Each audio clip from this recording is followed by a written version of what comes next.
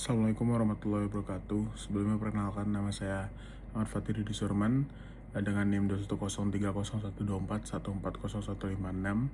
Pada kali ini saya akan menjelaskan terkait katalytik reforming dari minyak bumi. Bensin hasil distilasi langsung umumnya memiliki angka oktan yang rendah sehingga dapat menyebabkan knocking pada mesin. Pada awalnya, peningkatan angka oktan dilakukan melalui proses thermal reforming dengan suhu dan tekanan tinggi.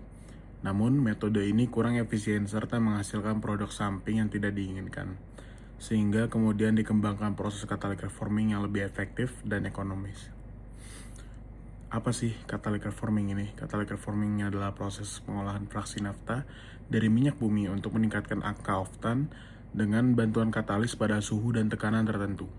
Proses ini tidak mengubah jumlah karbon, tetapi mengubah struktur molekul hidrokarbon dari rantai lurus menjadi bercabang atau aromatik. Tujuan dari proses ini yaitu meningkatkan angka oktan bensin hingga mencapai kualitas yang lebih baik. Selain itu, proses ini juga menghasilkan senyawa aromatik yang bernilai tinggi serta menghasilkan hidrogen sebagai produk samping yang dapat dimanfaatkan dalam proses lain di kilang minyak. Umpan yang digunakan dalam proses ini adalah nafta yang memiliki 7 atau lebih atom karbon. Komponen ringan seperti pentana dan heksana biasanya dipisahkan terlebih dahulu untuk proses lain. Sebelum masuk ke reaktor, nafta juga harus melalui proses desulfurisasi untuk menurunkan kadar sulfur agar tidak merusak katalis.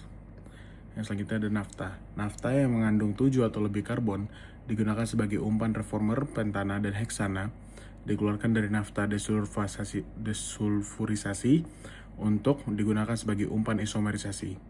Seperti yang dibahas di atas, jika pakan mengandung C6 hidrokarbon, benzena kasinorgenik dihidrogenisasi menjadi sikloheksana untuk menghindari rilis ke atmosfer. Pada pembakaran atau ketika driver mengisi tangki mobil mereka dengan bensin. Ada 4 jenis hidrokarbon utama dalam nafta: parafin, olefin, naftena, dan aromatik. Sulfur organik dan sebagian besar olefin dihilangkan dengan hydroeating sebelumnya. Kandungan sulfur harus kurang dari 1 ppmw selama proses tersebut. Parafin disiklisasi menjadi naptenes dan naptenes mengalami dihidrogenisasi untuk membentuk aromatik. Aromatik pada dasarnya tidak berubah. Kondisi yang disukai untuk dihidrogenisasi adalah suhu tinggi, tekanan rendah, dan kecepatan ruang rendah. Yang selanjutnya adalah reaksi reformasi katalitik. Gambar berikut merangkum reaksi katalitik reformasi yang dimana aromatik dapat digunakan untuk pabrik kimia atau digunakan sebagai stok campuran bensin beroktan tinggi. Untuk parafin dalam umpan, situs asam di katalis mengisomerisasi N-parafin menjadi isoparafin. Ini adalah angka kunci untuk siklisasi. Ini diikuti oleh dehidrogenisasi untuk membentuk senyawa aromatik. Proses ini menghasilkan jumlah besar hidrogen. Pada gambar di atas, 4 mol dihidrogen dihasilkan dari 1 mol heksana.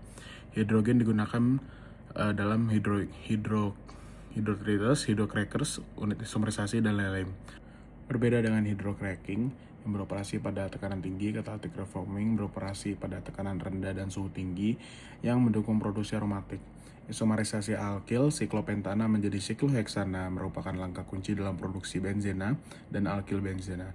3 aliran proses utama untuk katalytik reforming adalah semi-regeneratif, siklik, regenerasi, katalis berkelanjutan. Yang selanjutnya adalah gambar menunjukkan reaktor untuk reformer semi-regeneratif unggun tetap. Umpan dimasukkan melalui bagian atas dan mengalir ke bawah sepanjang dinding luar reaktor dan kemudian mengalir secara radial ke dalam melalui unggun katalis anular tipis. Saringan digunakan untuk menampung katalis dan memungkinkan reaktan masuk dari dinding, melewati unggun katalis, masuk ke tabung pengumpul pusat dan keluar dari bejana di bagian bawah. Desain ini memungkinkan kontak yang erat dengan umpan dan katalis. Oke, yang selanjutnya adalah platforming semi-regeneratif, mulai beroperasi pada tahun 1949. Jadi, pemanas digunakan antara reaktor untuk menghasilkan uap. CCR dapat beroperasi pada tekanan yang sangat rendah. Ini meningkatkan hasil aromatik dan hidrogen.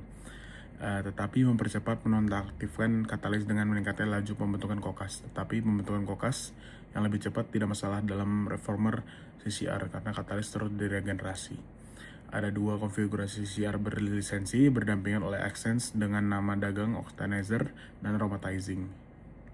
Yang selanjutnya proses reforming komersial. Yang pertama ada magna forming, power forming, ultra forming, ready forming, dan how deep forming. Sekian dari saya. Terima kasih banyak.